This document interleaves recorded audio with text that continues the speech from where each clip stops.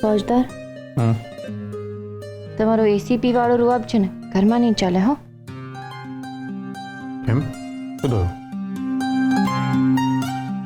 તમે સાસુમા સાથે કારણ વગરનો વિવાદ કર્યો. કારણ વગરનો વિવાદ? કે સર તે પણ સાંભળ્યું ને મેં શું કહ્યું હતું?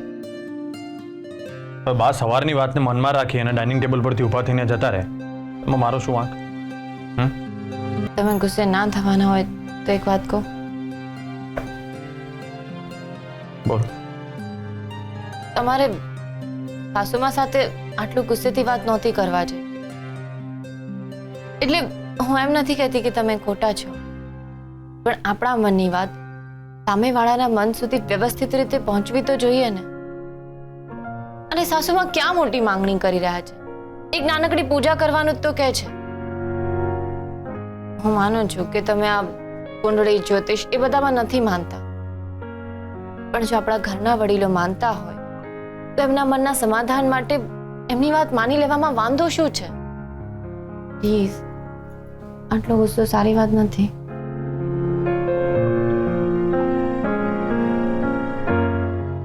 કેસર, તું સમજી નથી રહી હું બા પર કેમ ગુસ્સે થયો.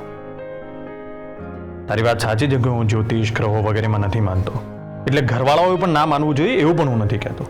હું ઘરવાળાઓની શ્રદ્ધા માન્યતા વગેરેને આડે ક્યારેય નહીં આવું ને મને ગમશે પણ નહીં. બેબી માસી વર્ષોથી કુંડળી જોવે જ છે ને. અને ઘરમાં અવારનવાર કોઈક ને કોઈક ધાર્મિક કાર્ય કે પૂજા થતી હોય છે. હું ક્યારેય કંઈ બોલ્યો? પણ આ વખતે બોલ્યો, કારણ કે દોષ નિવારણની પૂજા કરાવી એટલે એ વાતને માન્યતા આપવી કે તારામાં કંઈક ખોટ છે. અરે પણ એ તો કેસર, આ ઘરમાં કોઈ પણ ધાર્મિક કાર્ય હોય, પૂજા હોય, હું બધામાં સપોર્ટ કરીશ. આર્થિક રીતે, ધાર્મિક રીતે, અને બધામાં મનથી ભાગ પણ લઈશ. પણ ક્યારે કોઈ એવું કહેશે ને કે તારામાં કોઈ ખોટ છે ને એના માટે પૂજા કરાવવાની છે, તો એ વાત મારાથી સહન નહીં થાય. ક્યારેય નહીં. સાસુમાં, આજે મને મોડું થઈ ગયું. તમારી પૂજા વહેલી.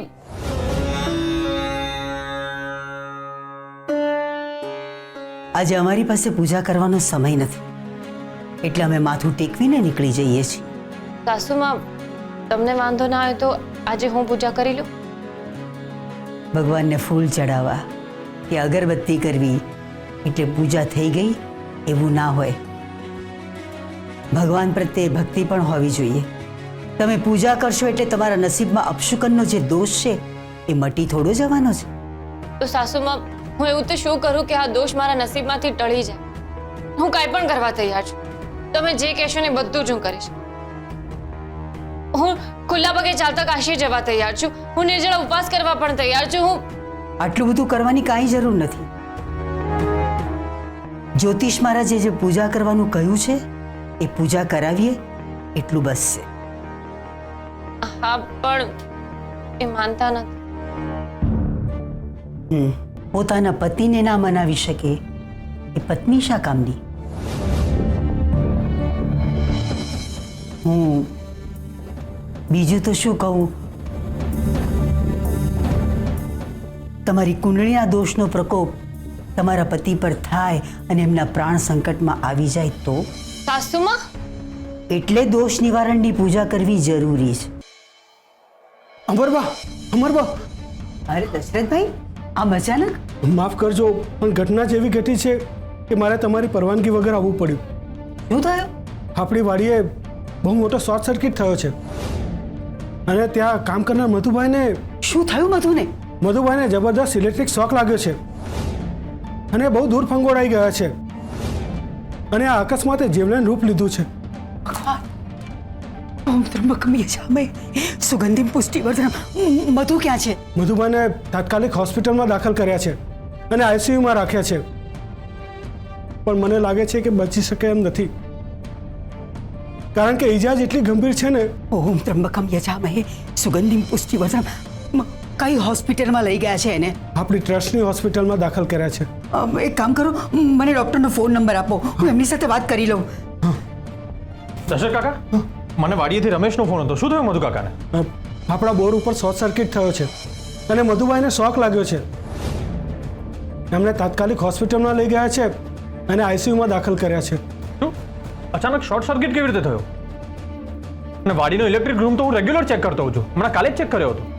હું જાણું છું, પણ ત્યાં કોઈને ખબર નથી કે આ શોર્ટ સર્કિટ કેવી રીતે થયું. ઓકે બા તમે ટેન્શન ના લેશો. હું અને દશરથ કાકા જઈએ છીએ હોસ્પિટલ અને બધું ચેક કરીને ડિટેલમાં ડૉક્ટર સાથે વાત કરીને તમને જણાવું. હા હા જલ્દી જાઓ તમે લોકો. ચાલો કાકા. હર્ષવર્ધનભાઈ કેમ ટેન્શનમાં છો? શું થયું? આપણી વાડીએ શોર્ટ સર્કિટ થયો છે. વોટ? હા અને મધુ કાકાને શોક લાગ્યો છે અને અમને આઈસીયુમાં એડમિટ કર્યા છે એટલે હું અને કાકા ત્યાં જઈએ છીએ. ચાલો કાકા. એ મધુ કોણ છે? એટલે વાડીએ કામ કરે છે કે નહીં એ પણ ખબર નથી અમને. હે સોમનાથ દાદા, બા તમે સાંભળ્યું? આપણા વાડીએ કામ કરે છે ને એ મધુને શોક લાગ્યો. અચાનક આ બધું શું થઈ ગયું? બધું જ વ્યવસ્થિત ચાલી રહ્યું હતું, અચાનક આ બધું કેવી રીતે થઈ ગયું? બા અમને આ સારા લક્ષણ નથી દેખાઈ રહ્યા. હર્ષવર્ધનભાઈ તો વાડીએ જઈને બધું ચેક કરતા હોય છે ને. જ્યારે પણ રજા હોય ત્યારે બધી મશીનરી વ્યવસ્થિત છે કે નહીં બરાબર ચેક કરતા હોય છે. તેમ છતાં પણ આવું થયું. બા ઉપરવાળાનો કંઈ સંકેત તો નહીં હોય ને? હર્ષવર્ધનભાઈની ઘાત મધુ ઉપર આવી ગઈ હશે.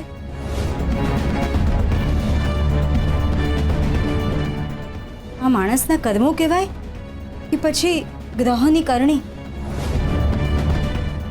હે ભગવાન, મધુને કંઈ ન થઈ જાય તો સારું. જો એને કંઈ થઈ ગયું તો આપણે શું કરીશું બા? તમે આમ ખોટા વિચારો કરીને નકારાત્મક ના બોલો. હોસ્પિટલમાં લઈ ગયા છે ને, એને સારું થઈ જશે. હા હા બા, એમને કંઈ થવું જ ના જોઈએ અને એમને કંઈ જ નહીં થાય. જો એમને કંઈ થઈ ગયું તો એમના બાળકો અને એમના પત્ની રસ્તા ઉપર આવી જશે. ને અમને નહીં ગમે બા. અમે સોમનાથ દાદાનું વ્રત કરીશું. એ સોમનાથ દાદા, આ શું ચાલી રહ્યું છે? અમારા પોતાના લોકો ઉપર અપશુકનનો પ્રકોપ ક્યાં સુધી બતાવ્યા કરશો? શું બોલી રહ્યા છો તમે? બા આ તો અમને એવું લાગ્યું એટલા માટે કહ્યું. બા તમને યાદ છે તમારો એક્સિડન્ટ થયો હતો ત્યારે તમારા પુણ્ય કર્મોના લીધે જ તમે બચી ગયા ને. પણ આ મધુનું શું થશે? એના પુણ્યનો ચોપડો ભરેલો છે કે ખાલી એ તો ઉપરવાળો જાણે. શું વાત છે? બહુ ટાઈમે બેનપણીની યાદ આવી કઈ?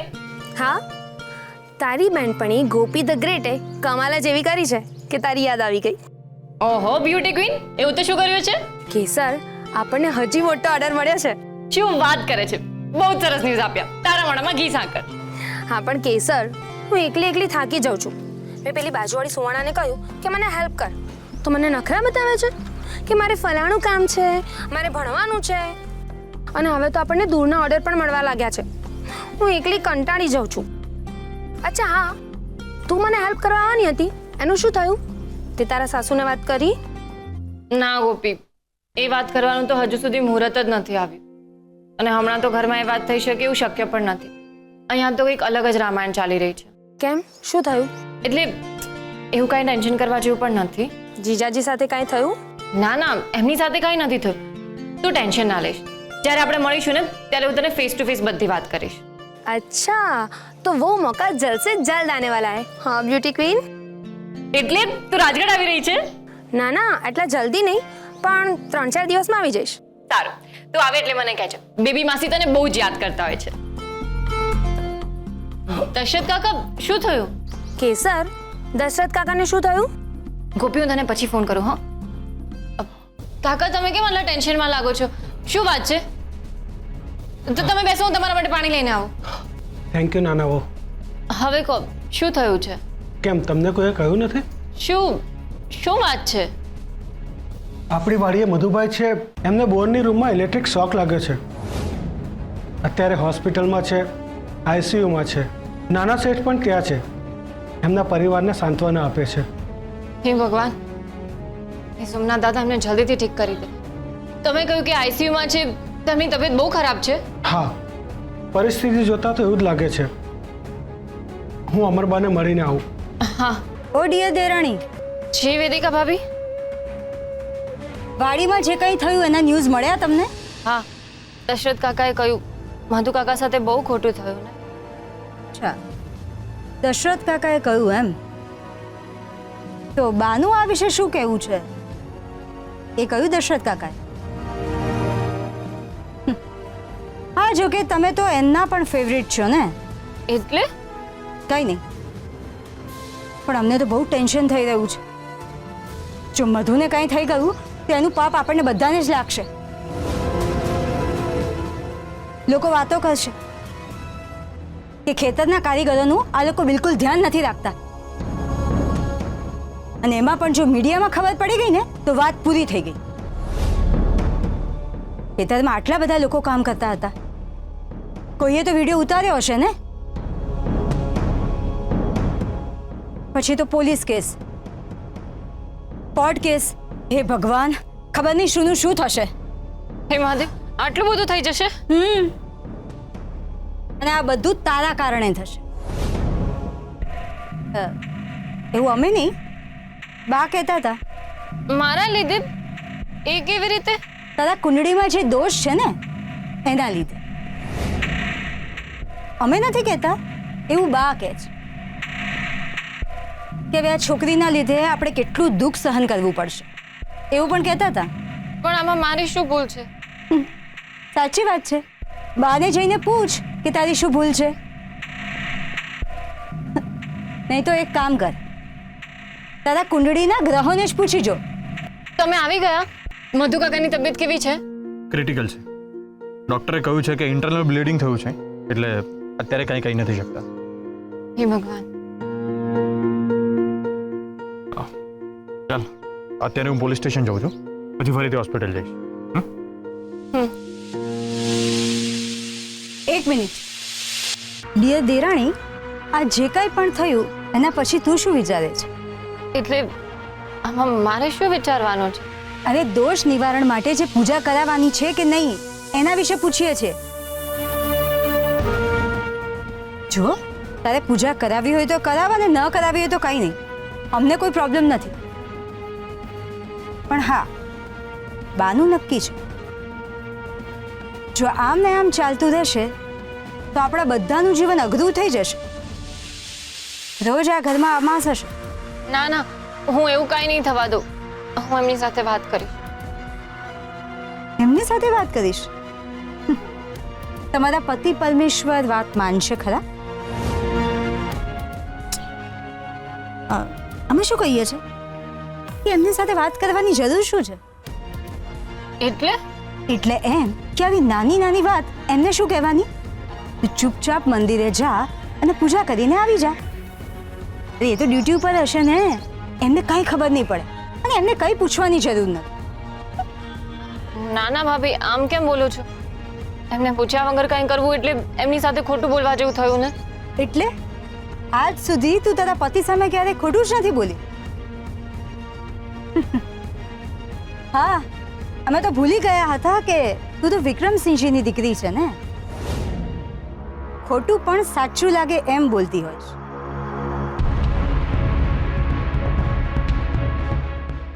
એનીવે, તારે જે કરવું એ કર, અમે તને કંઈ ફોર્સ નથી કરતા. હા, પણ એક વાત છે, જો તું પૂજા માટે તૈયાર થઈશ તો બા તને સપોર્ટ કરશે, એટલે તારે ટેન્શન કરવાની કોઈ જરૂરત જ નથી.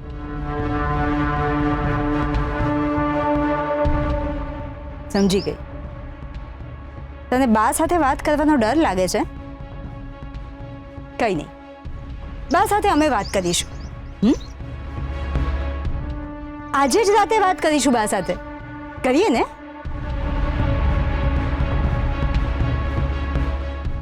ઠીક છે, તો આજે રાતે જ અમે વાત કરીએ છીએ બા સાથે.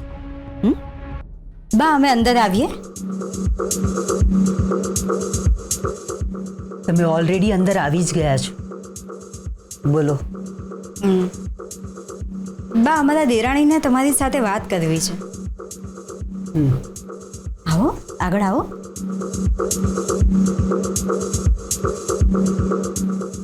બાને સમજાય એવું બરાબર કહો. બોલો, શું વાત કરવી છે તમારે?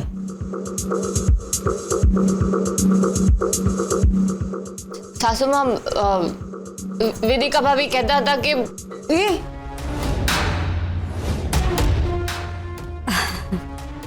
દેરાણી અમે કંઈ નથી કહ્યું હા બા આ આમના મનની વાત છે એમને તમારી સાથે વાત કરવી છે બોલો. એટલે ઘરમાં પ્રોબ્લેમ થયો છે મારા લીધે થાય છે એટલે આપણે જે પેલું તમે કહેતા હતા એ આપણે કેટલા બધા ડરી રહ્યા છો તમે જોકે ડર લાગે એવી જ વાત છે તમારા લીધે જ આ પ્રોબ્લેમ ઊભો થયો છે બા અમે એમ કહીએ છીએ કે અમારા દેરાણી એમની કુંડળીના દોષ નિવારણની પૂજા કરાવવા તૈયાર છે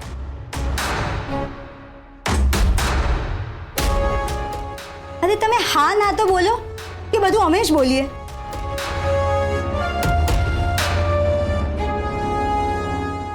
જોયું બા એમણે હા પાડી એટલે હવે હર્ષવર્ધનભાઈને વચ્ચે લાવવાની કાંઈ જરૂરત જ નથી બરાબર ને એટલે અમે એમ કહીએ છીએ કે અમારા દેરાણી સવારે મંદિર જશે પૂજા કરશે અને તરત પાછા આવી જશે અને તમે પણ હશો જ ને બા એટલે હર્ષવર્ધનભાઈને કાંઈ જ ખબર નહીં પડે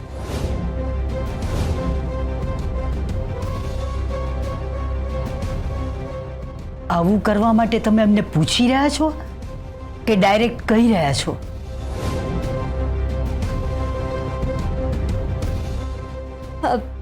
ઓબ્વિયસલી બા અમે પૂછી રહ્યા છીએ તમને સાચે જ કોઈ પ્રોબ્લેમ નથી ને પૂજા કરવામાં? ના તો પછી હર્ષવર્ધન અરે બા અમે એક તો કહીએ છીએ આપણે ચૂપચાપ એમની પૂજા કરાવી દઈશું ઘરમાં કોઈને કાંઈ જ ખબર નહીં પડવા દઈએ તમે બિલકુલ ટેન્શન ના કરો કોઈ જ પ્રોબ્લેમ નહીં થાય અમે દશરથ કાકાને ફોન કરીને કહી દીધું છે એ પૂજાની બધી જ તૈયારી કરી દેશે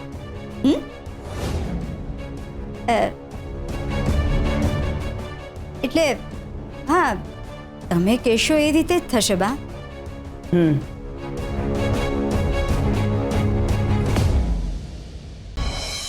હાલો જતી વખતે લઈને જજો આ શું અત્યારથી ટિફિન લઈને જો એટલે તું બપોરે ટિફિન લઈને નથી આવવાની? અરે એવું તો કંઈ હોતું હશે કે હું તમારા માટે ટિફિન લઈને ના આવું છે આ કોના માટે? વર્ષા કાકી માટે શા કાકી? હા આપણા મધુ કાકા છે ને એમના વાઈફ અરે વાહ કે સર તે મધુ કાકાના વાઈફનું નામ પણ જાણી લીધું? હા દશરથ કાકા સાથે વાત થઈ ને તો એમણે કહ્યું કે મધુ કાકાનો જ્યારથી એક્સિડન્ટ થયો છે વર્ષા કાકી એમની બાજુમાંથી હલ્યા પણ નથી તમે ત્યાં જઈ રહ્યા છો તો એમને આ ટિફિન આપી દેજો ને આવે સમયે એમના ગળેથી કોળિયો તો નહીં ઉતરે પણ તમે એમને ફોર્સ કરજો ને કે થોડું ખાઈ લે હવે મધુ કાકાને સારું છે તો કદાચ 2 કોળિયા જમી લે કે સર તને બધા માટે બહુ લાગણી છે ને બધાની બહુ ચિંતા રહેતી હોય તને તો બધું કેવી રીતે કરી શકે છે યાર મને તો આવું બધું સૂચતું જ નથી જો ને એ વર્ષા કાકી માટે ટિફિન બનાવ્યું જ્યારે મધુ કાકા આપણે ટ્રસ્ટની હોસ્પિટલમાં એડમિટ છે ત્યાં કેન્ટીન પણ છે પણ મને તો આવો વિચાર પણ ના આવ્યો આ બધો કમાલ મારી મમ્મીનો છે હું બધું એની પાસેથી જ શીખી છું એ જ તો મારી આઈડલ છે અને પપ્પા પાસેથી શું શીખી?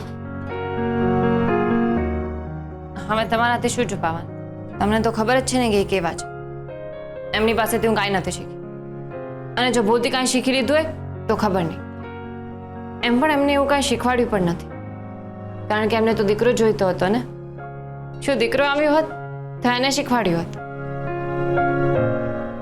પણ નસીબમાં આવી દીકરી અને પણ 3 પણ કેસર હું એવો નથી આપણે તો પહેલી દીકરી જ આવવી જોઈએ અરે પહેલી શું કરવા બીજી પણ દીકરી જ આવવી જોઈએ ઓ ફોજદાર તમે શું આપણી વાત વચ્ચે લઈ આવ્યા જાઓ ને અહીંથી જાઓ અહીંથી શું કરવા બહુ ઇમ્પોર્ટન્ટ ટોપિક છે ફેમિલી પ્લાનિંગ તો કરવું પડશે ને અને જોજે આપણે પહેલી દીકરી જ આવશે અને આ વર્ષે આવે તો પણ મને વાંધો નથી તમારી ગાડી પોલીસ સ્ટેશન જવાના બદલે આ દીકરીના ટોપિક પર ક્યાંથી અટકી ગઈ એ કેસર તું વાત નહીં બદલા આ બહુ ઇમ્પોર્ટન્ટ ટોપિક છે જો હું તને સમજાવું જો આપણી આવતા વર્ષે દીકરી થાય તો મારી અને એની વચ્ચે 28 વર્ષનું અંતર હશે, પણ તારી અને એની વચ્ચે 19 વર્ષનું અંતર હશે. એટલે જ્યારે કાલે આપણી દીકરી મોટી થશે ને, ત્યારે બધાને કહી શકશે કે my mother is my best friend.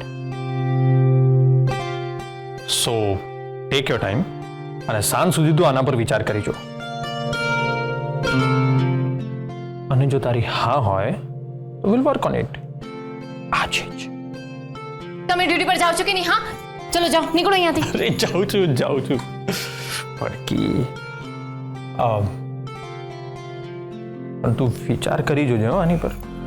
18 August 2003. કિસે દીકરા, તું તો 18 વર્ષની થઈ ગઈ. કોંગ્રેચ્યુલેશન્સ. ફોજદાર, જો આવતા વર્ષે દીકરી આવી તો મારા અને એના વચ્ચે 19 વર્ષનું નહીં પણ 18 વર્ષનું અંતર હશે. કેસર, હા, પૂજા અને કુંડલીના ચક્કરમાં એક ઇમ્પોર્ટન્ટ કામ તો રહી જ ગયું. કયું? યાદ છે મેં તને કહ્યું હતું કે આપણું મેરેજ સર્ટિફિકેટ બનાવવાનું છે? હા, યાદ છે. હા, તો એની પ્રોસેસ શરૂ કરવી પડશે. તો તારા આધાર કાર્ડની ઝેરોક્સ કોપી આપને. આધાર કાર્ડ? હા, તારી ઉંમર અને એડ્રેસ પ્રૂફ માટે. અરે ઊભી શું છે, જા લઈ આવ ને.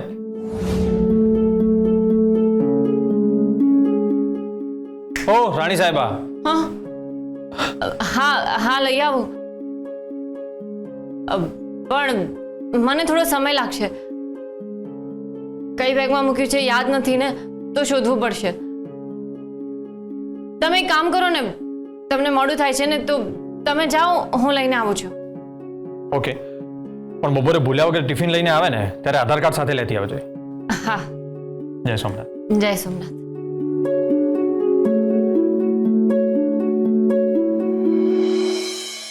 મમ્મી, હવે મારી વાત ધ્યાનથી સાંભળ. એમણે ફરી મેરેજ સર્ટિફિકેટની વાત કાઢી છે, એટલે એના માટે એમને આધાર કાર્ડની જરૂર છે. પહેલા દિવસે આધાર કાર્ડનું કામ થઈ જ ગયું હોત, પણ એ હતા એટલે કામ અટવાઈ ગયું. મમ્મી, હવે તું કંઈ પણ કર, ગોપીને કહે ને ફટાફટ ડુપ્લિકેટ આધાર કાર્ડ બનાવીને મારી પાસે મોકલાવ. મમ્મી, મને ઉતાવળ છે.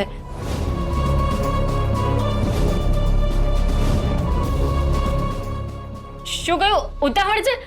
તો પછી ફોન કર ને, મારે પણ અહીંયા બહુ બધા કામ છે. ચાલ મૂકું. હા, જય સોમનાથ.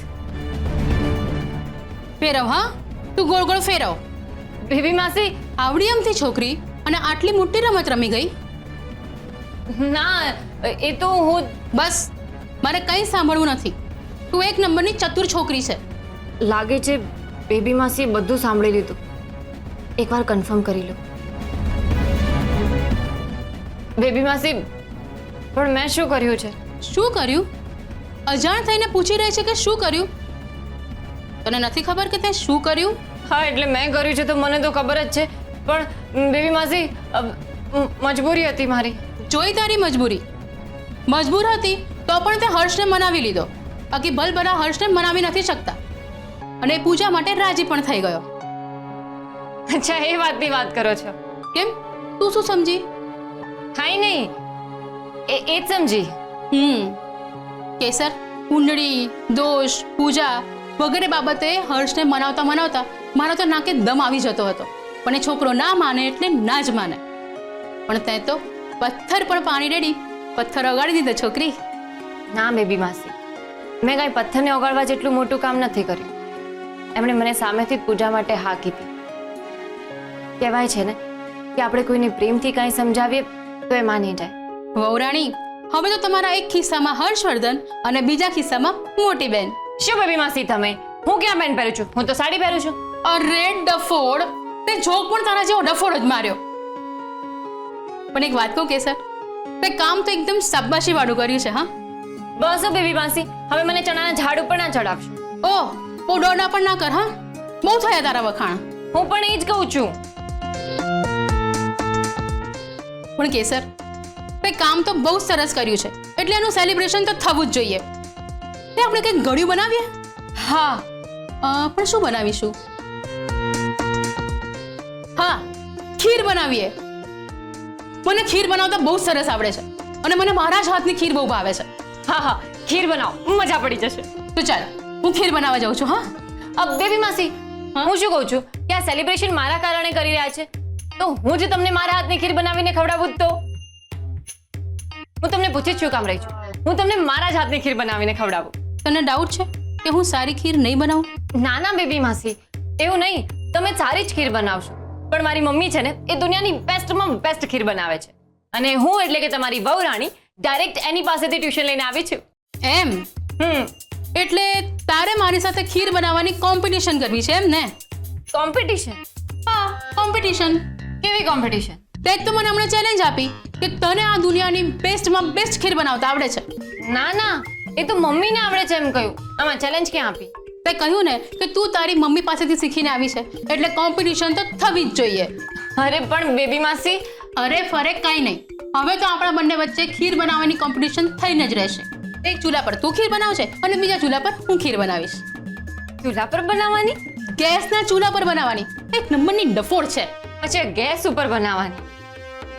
ચાલો ખીર બનાવીએ. પણ બેબી માસી, સાસુમાને શું જવાબ આપીશું? બેબી માસી સાંભળો તો ખરી. બેબી માસી, ઓ બેબી માસી, તમે જીતી ગયા. જે ચેલેન્જ હતું એ તમે જીતી ગયા. હા, હું હારી ગઈ. હવે હું જાઉં છું. બાય બાય બાય વાળી ઊભી રહે. બેબી માસી એક વખત આગળ ડગલું ભરી લે પછી પાછળ ડગલું નથી ભરતા. હા, એ વાત બરાબર છે બેબી માસી, પણ તમે કિચનમાં જશો ને તો કોઈ કાંઈ નહીં કહે, પણ જો હું કિચનમાં જઈશ ને તો સાસુમાં મને વટશે. આ પૂજા થઈને એને કારણે માંડ માંડ સાસુમાં થોડા ખુશ થયા છે, પણ હવે જો હું કિચનમાં કાન કરતી પકડાઈ જઈશ ને તો મારા માર્ક્સ કાપી નાખશે. એમ પણ હું ઢકેલ પંચાયત 150 વાળી સ્ટુડન્ટ છું, અને જો આવું કંઈ કરતા જોઈ ગયા ને તો ફેલનો સિક્કો ભાગી જશે. પતી ગયું? હજી તો કોમ્પિટિશન શરૂ પણ નથી થઈ અને તું એ પહેલા પાણીમાં બેસી ગઈ. હું સમજી ગઈ. તું જાણે છે કે તું બેબી માસીને કોમ્પિટિશનમાં નહીં હરાવી શકે, એટલે તું જાત જાતના બહાના બનાવે છે. ના હો બેબી માસી, એવું કંઈ નથી. એવું જ છે મિક્કર મિલાડી. અરે પ્રમોદભાઈ, સાસુમાં ક્યાં છે? એ હમણાં જ કંઈક કામથી બહાર ગયા છે. એમ? સારું સારું. હું જોઉં? हाँ हाँ. अब मुझे मेरी माँ की सिखाई हुई खीर की कसम, હવે તો કોમ્પિટિશન થઈ જ જાય. ડાયલોગ, અને એ પણ બેબી માસી સામે. હવે તો કોમ્પિટિશન થઈ જ જાય. ચાલ ચાલો. ઓહો હો, સિનિયર વેદિકા વૌરાણી, સાંભળ્યું કે? સંભળાવો. આજે તમારી જીભ મીઠું મીઠું બોલશે.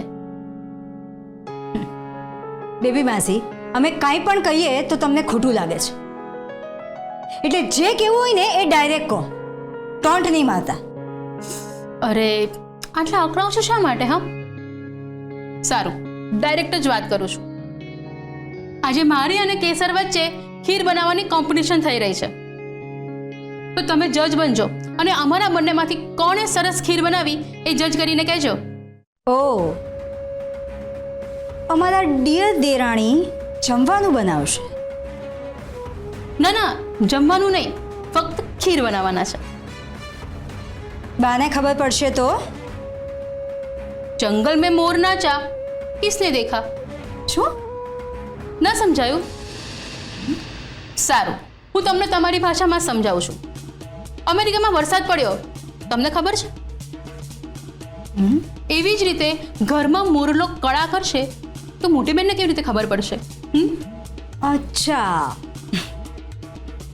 બા બહાર ગયા છે એટલે ખીરની પાર્ટી થઈ રહી છે. બરાબર. એ બહાર ગયા છે એટલે ખીર કોણે બનાવી અને ક્યારે બનાવી એ એમને કેવી રીતે ખબર પડશે? અને એમને કહેવાની જરૂર પણ શું છે? પણ બેબી માસી, વેદિકા બહુ, હું તમને જજની મોટી પોસ્ટ આપી રહી છું. બેબી માસી, આ જજની પોસ્ટ અને ખીર તમારી પાસે રાખો. હા, અમને આ બધી વાતમાં કોઈ રસ નથી. અમારી પાસે બીજા ઘણા મહત્વના કામ છે. બરાબર, તમે તમારા મહત્વના કામ કરો. તમારી મહત્વની આ ગેમ રમો અને તમારી મમ્મીને ફોન કરવાનો. કરો કરો, તમે તમારા અગત્યના કામ કરો. અમારે શું, અમે તો નવરા છીએ ઘરમાં, એટલે અમે ખીર બનાવીએ છીએ. ઓ કોમ્પિટિટર, ચાલો ખીર બનાવીએ. અરે બા, તમે તમે તો હમણાં જ બહાર ગયા હતા ને? આટલા જલ્દી આવી ગયા? હા, આજે અમે અમારી મીટિંગ કેન્સલ કરી દીધી. અમને આજે કામ કરવાની ઈચ્છા નથી થતી. આમે બહાર બહુ ગરમી છે એટલે અમે અડધે રસ્તેથી જ પાછા ફર્યા. તમને કંઈ પ્રોબ્લેમ છે? ના ના બા, અમને શેનો પ્રોબ્લેમ હોય? પ્રોબ્લેમ તો કિચનમાં જે ખીર બનાવી રહ્યા છે એને થશે. બા, આજે આપણા કિચનમાં ખીર બનાવવાનો પ્રોગ્રામ છે. એટલે કિચન બેબીના હાથમાં છે. અમારા ડિયર દેરાણી પણ આજે હાથ અજમાવાના છે.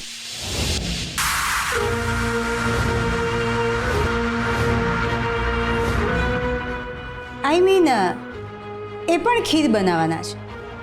સાચું કહો છો તમે? હા હા, અમે સાચું જ બોલીએ છીએ બા. અમે ખોટું શું કામ બોલીએ?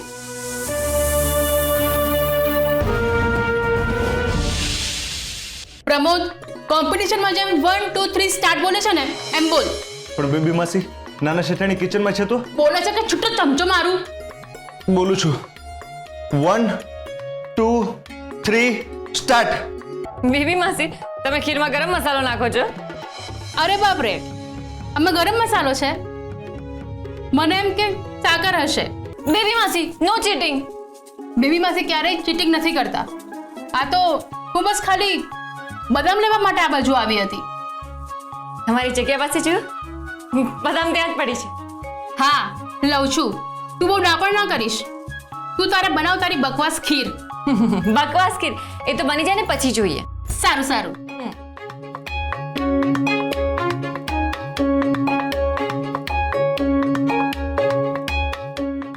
બદામની પેસ્ટ બનાવી છે?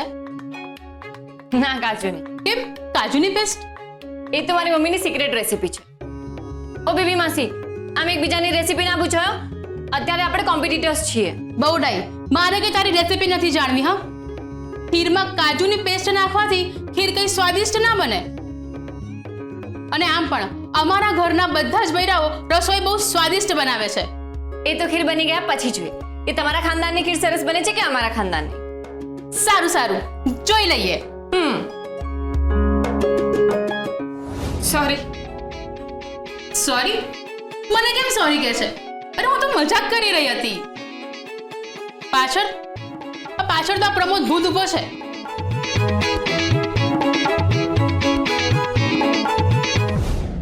મોટી બેન,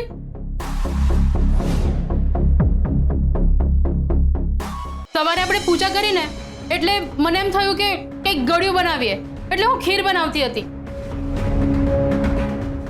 એમ એવું છે ને મોટી બેન કે હું ખીર બનાવતી હતી અને કેસરામ પસાર થઈ રહી હતી, તો મેં કીધું કે ક્યાં જાય છે, તારે કંઈ કામ ના હોય તો મને મદદ કર.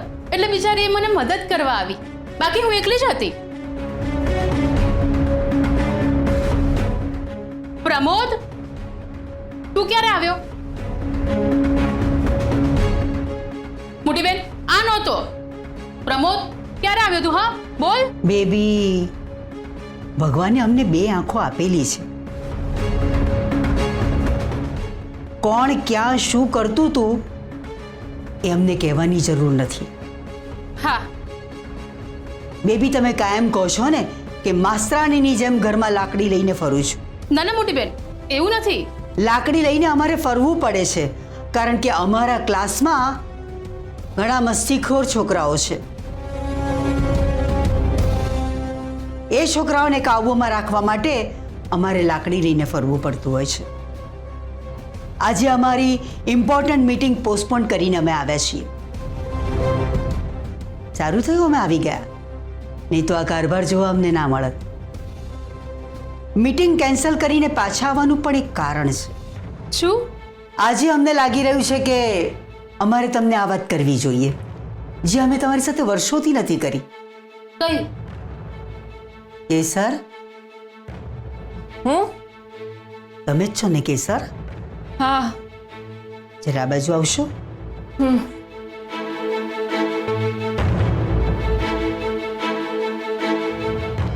આજે જમવાનું અમે બનાવીશું.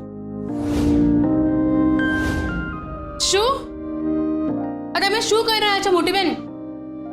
સાચે તમે જમવાનું બનાવશો? હા. તમારી તબિયત તો ઠીક છે ને? હા. કોઈ પણ અમારી બાબતમાં કોઈ માથું મારે એ અમને પસંદ નથી. જમવાનું બનાવવાનું હોય એમાં પણ નહીં. હા. હવે જ્યાં સુધી અમે ના કહીએ ત્યાં સુધી કોઈએ કિચનમાં આવવાનું નથી. હા. એના માટે તમારે બધાએ કિચનમાંથી બહાર જવું પડશે. હા, ચાલ કેસર, આપણે બહાર જઈએ. અરે તું અહીંયા જ રોકાઈ જા. મોટી બેન જમવાનું બનાવે છે ને તો એ કેવી રીતે બનાવે છે એ શીખી લે. ના, એની કાંઈ જરૂર નથી. આ જો ખરા અર્થમાં ગૃહિણી હશે તો એમને સ્વાદ ઉપરથી ખબર પડી જશે કે આપણા ખાનદાનની સ્પેશિયાલિટી શું હોય છે. અને એને ઓળખવામાં તમે થાપ ખાઈ જશો. સોમનાથ દાદાની કૃપાથી કેસર એ આપણા ઘરને લાગેલી લોટરી છે, લોટરી. એમ?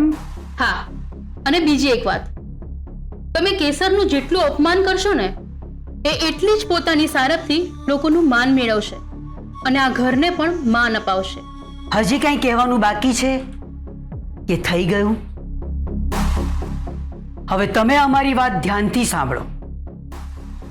બાળકને રમકડું થોડીક વાર માટે રમવા અપાય, આખો દિવસ નહીં. આ પરિવારની પ્રતિષ્ઠાનો ભાર અમે છેલ્લા 42 વર્ષથી ઉપાડી રહ્યા છે અને આ પ્રતિષ્ઠાને અમે ટકાવી રાખી છે. કેટલા વર્ષથી? 42 યર્સ. એટલે આજકાલની આવેલી છોકરી અમારી જગ્યા ના લઈ શકે. પેશન્સ. એટલે હું જે આ પાનાની ગેમ રમું છું ને એને પેશન્સની ગેમ કહેવાય છે. અચ્છા, અને મારામાં બહુ જ પેશન્સ છે. એ છોકરી ક્યારેય કોઈ માંગણી નથી કરતી. એ આવી છે ત્યારથી એડજસ્ટ થાય છે આપણા પરિવારને. એને આ ઘરના નીતિ નિયમો હજી ફાવ્યા નથી, પણ અથડાથી કૂટાથી આપણા ઘરમાં એ એડજસ્ટ થવાનો પ્રયત્ન કરી રહી છે. મોટી બેન, એક દિવસ એવો આવશે જ્યારે તમે ફરી એને આ જગ્યા પર બેસાડશો અને તમે જ એને કહેશો કે કેસર, આ તારી લાયકાત છે. અને દિવસની હું રાહ જોઈશ. ત્યાં સુધી પેશન્સ. સાચે જ?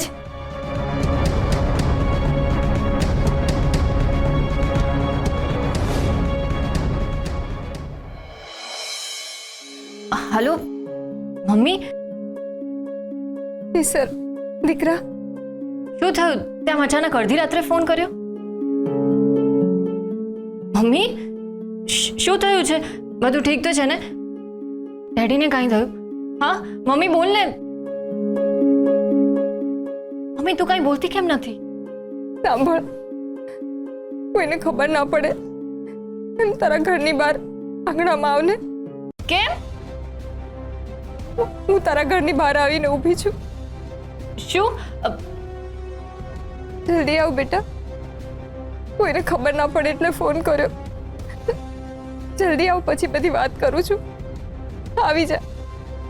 સારું, આવું છું. સર, હા સર શું થયું? કોનો ફોન હતો? મમ્મીનો ફોન હતો. એ નીચે આંગણમાં આવીને ઊભી છે અને રડી રહી છે. મમ્મીનો ફોન હતો? ત્યારે આ ટાઈમે? હા. નક્કી કંઈક પ્રોબ્લેમ થયો હશે. ચાલ.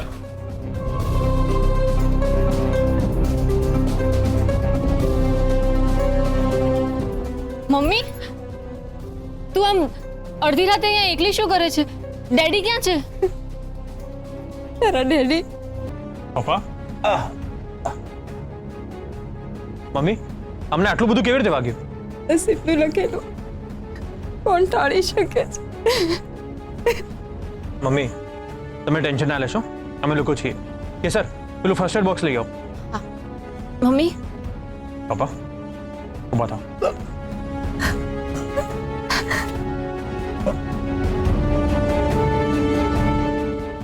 ખભે હાથ મૂકી દો.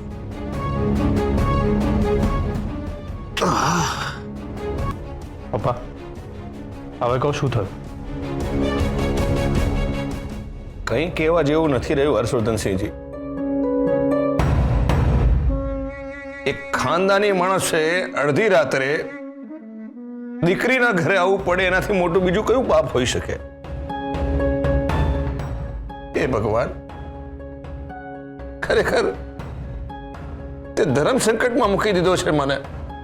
પપ્પા, તમે તમારા જમાઈના ઘરે આવ્યા છો એટલે એવું સમજો કે દીકરાના ઘરે જ આવ્યા છો, કોઈ પારકાના ઘરે નહીં. આ તો જરા ઇમોશનમાં બોલાઈ ગયું.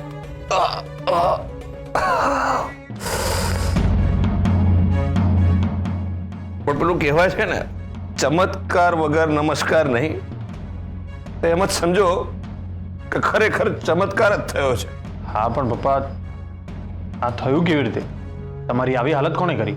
અરે શું કહું તમને હર્ષવર્ધનસિંહજી, મોતને હાથ તાળી આપીને પાછો આવ્યો છું.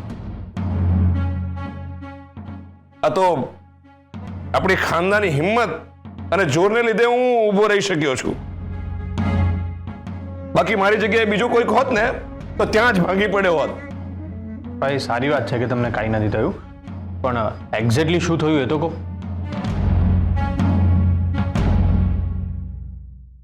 તમે બે જમ્યા. ખાનદાની માણસો જમ્યા પછી પચાવવા માટે વોક લે. એટલે ઘરના આંગણામાં હું ચાલવા નીકળ્યો. વોક લેતા લેતા મને કંઈક અવાજ સંભળાયો. ધ્યાન દઈને સાંભળ્યું, ઝાડ અને પાંદડાઓનો સરસર સરસર અવાજ આવતો. આપણા કાન એકદમ તેજ છે એટલે જ્યાં અવાજ આવતો હતો એ તરફ હું ગયો અને પાંદડા હટાવીને મેં જોયું તો ત્યાં કોઈ નહોતું.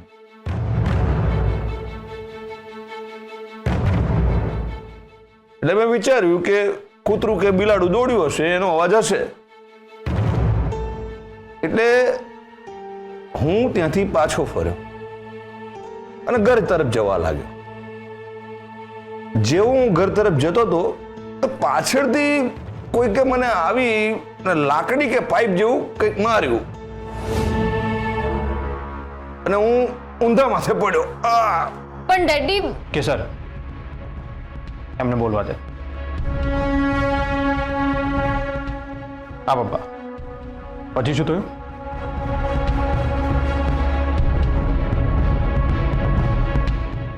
હું શું કહેતો હતો?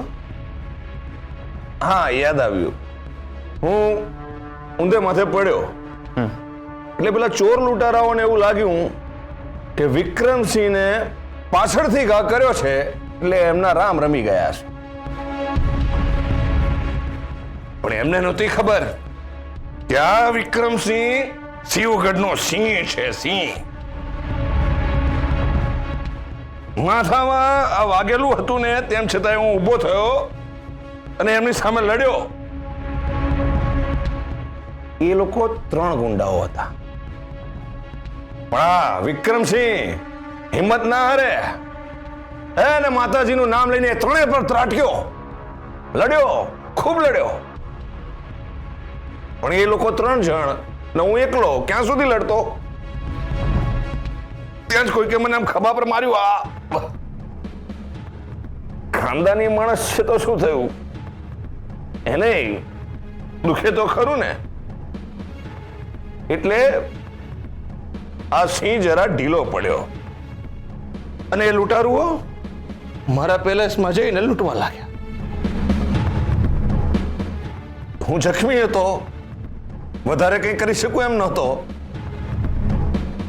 એટલે સર સલામત તો પાઘડી 1000 એવું વિચારીને ગમે તેમ કરી અને શેઠાણીને ઘરની બહાર કાઢીને અમે ભાગ્યા. આ ગભરાટમાં અમને પહેલો વિચાર તમારો આવ્યો એટલે અમે અહીં આવ્યા. એક ખાનદાની માણસ જ ખાનદાની માણસને આધાર આપી શકે. હવે આવા ઘર તો હું 100 ખરીદી લઉં, પણ મારા માટે આ શેઠાણીને બચાવવું એ અગત્યનું હતું. મને આટલું બધું વાગ્યું પણ શેઠાણીને એક ઘસર કોઈ નથી પડવા દીધો. પૂછો એમને. મને બહાર એમની બૂમાબૂમ સંભળાઈ. હું બહાર આવી તો એમણે મને વઢી નાખી ને કહ્યું કે અંદર જતા રહો ને ઘરમાં જઈ ને બારણા બંધ કરી દો.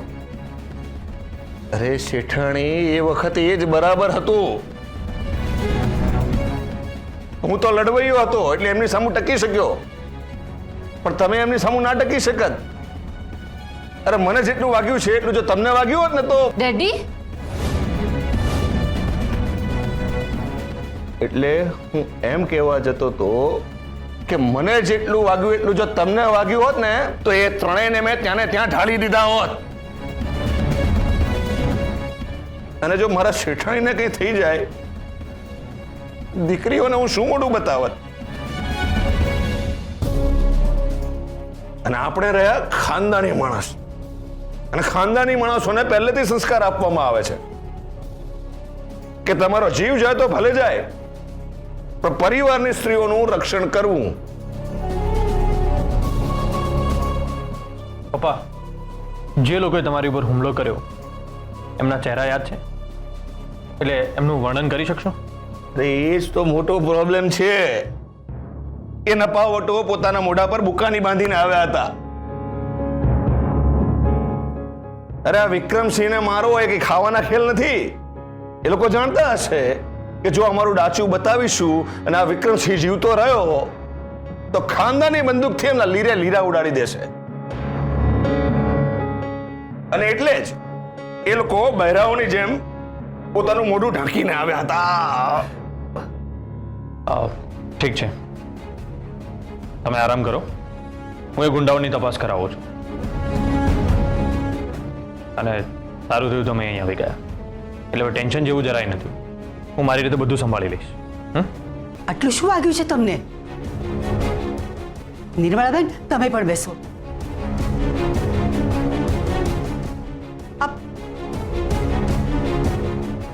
શું થયું અમને? ગુંડાઓએ હમણાં પર હુમલો કર્યો છે. ઘરમાં ચોરી કરવા ઘૂસી ગયા હતા, તોડફોડ કરી અને ડેડીને માર્યા. એ ભગવાન! હર્ષવર્ધન ક્યાં છે? એ ફોન ઉપર કોઈકની સાથે વાત કરવા માટે બહાર ગયા છે. સારું સારું. શિવગઢના ઇન્સ્પેક્ટર ચૌહાણ સાથે વાત કરી છે. મેં એમને બધી જ વાત ડિટેલમાં કહી છે, એટલે હવે ટેન્શન જેવું જરાય નથી. હર્ષવર્ધન, આમના કપડાની વ્યવસ્થા કરો.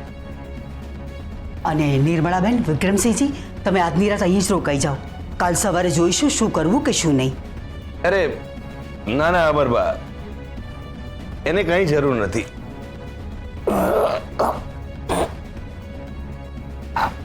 હું મારો આખો પેલેસ એમનો એમ મૂકીને આવ્યો છું. હું તો ફક્ત મારા શેઠાણીને રહેવાની વ્યવસ્થા કરી આપો એટલે વિનંતી કરવા આવ્યો છું.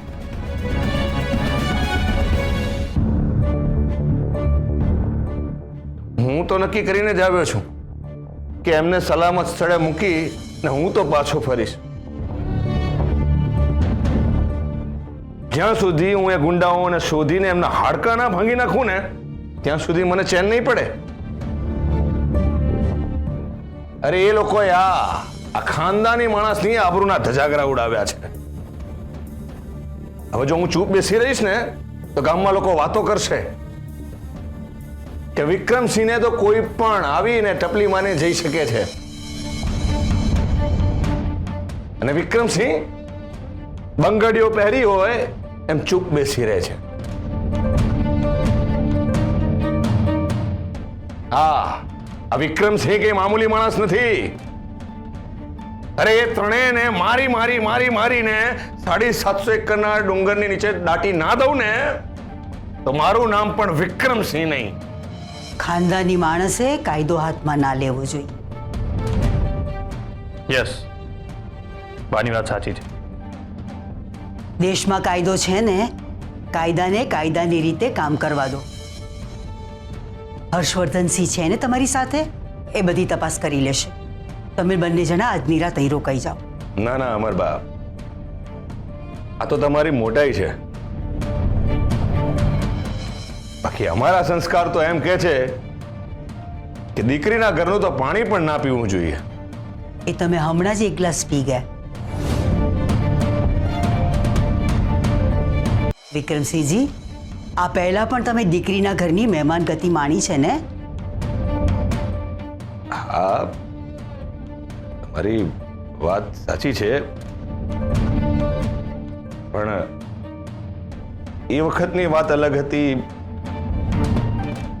અને આ વખતની વાત અલગ છે. મારી ફક્ત એક જ વિનંતી છે, અમારા શેઠાણીને અહીં રહેવા દો. એમ સમજો કે હું મારી અમાનતને અહીં મૂકીને જાઉં છું. ના, હું અહીં એકલી નહીં રહું, હું તમારી સાથે આવીશ. અરે નિર્મળા, તમે મારી એ વાત સમજો. જો તમે મારી સાથે આવશો ને તો મારા આ સિંહના હાથ બંધાઈ જશે અને એ લોકો સાથે હું બદલો નહીં લઈ શકું. એટલે તમે અહીં જ રહો અને જ્યાં સુધી હું એ લોકો સાથે બદલો નહીં લઉં ને ત્યાં સુધી હું તમને મારું મોઢું નહીં બતાવું. અને આ શિવગઢના સિંહનું વચન છે, વચન. ડેડી, અમને અચાનક શું થઈ ગયું? બા લાગે છે બેભાન થઈ ગયા. ડૉક્ટરને ફોન કરો અને આમની રહેવાની વ્યવસ્થા કરો. જી બા. બેભાન થયેલા સિંહની કોઈ કિંમત નથી હોતી. એને તો નાનું બાળક આવીને પણ મારી જાય.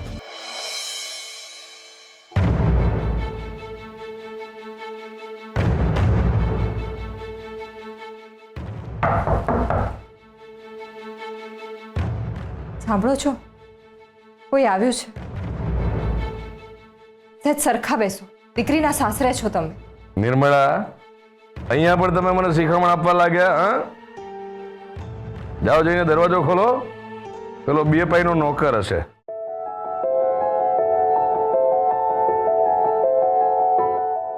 તમે આવો આવો. હર્ષવર્ધનસિંહજી આવ્યા છે. જય સોમનાથ પપ્પા. જય સોમનાથ. બેસો બેસો, વાંધો નહીં, આરામ કરો. હવે આરામ જ છે. મમ્મી તમે પણ બેસો. તમે બેસો. હું ઠીક છું. આવો પપ્પા, કેવું છે હવે? સારું છે, પણ હજી થોડો દુખાવો છે શરીરમાં. કાંઈ નહીં, હજી થોડાક દિવસ દુખશે પછી મટી જશે. રાત્રે ઊંઘ બરાબર આવી ને? ના, મેં એટલા માટે પૂછ્યું કે જગ્યા બદલાય ને એટલા માટે. જગ્યા તો ઠીક, પણ ગઈકાલે જે બન્યું એના ટેન્શનમાં ઊંઘ ના આવી. અરે શું શેઠાણી તમે, હા? તમે તો નસકોરા બોલાવતા ઘસઘસાટ ઊંઘી ગયા હતા. આખી રાત તો હું જાગ્યો હતો. ઘરનું ટેન્શન આખી રાત હતું મને. એક ખાનદાની માણસ આમ અચાનક જ ઘર બાર વગરનો થઈ જાય તો એને બીજા કોઈકને ત્યાં રહેવું પડે. બસ આ વાતે જ મને આખી રાત ચિંતિત હતું. પપ્પા, એવું બધું વિચારવાની કાંઈ જરૂર નથી. તમે તમારી દીકરીના ઘરે આવ્યા છો, કોઈ પારકાના ઘરે નહીં. અને તમે તમારા ઘરનું ટેન્શન બિલકુલ ના લેશો. શિવગઢના ઇન્સ્પેક્ટર ચૌહાણ સાથે મારી વાત થઈ છે. હમણાં જઈને બધી તપાસ કરીને આવ્યા અને ત્યાં નવું તાળું પણ લગાવી લીધું છે. હમણાં બપોર સુધી મને ચાવી પણ મળી જશે. આ ઘર થોડુંક અસ્વ્યસ્ત થયું છે, બાકી બધું ઓકે છે. મમ્મી, મને એમ કહો કે આ 10-15 દિવસમાં દર દાગીના કે કોઈ મોટી રકમ લાવ્યા છો? દાગીના કે રકમ? એટલા રૂપિયા હોવા તો જોઈએ ને.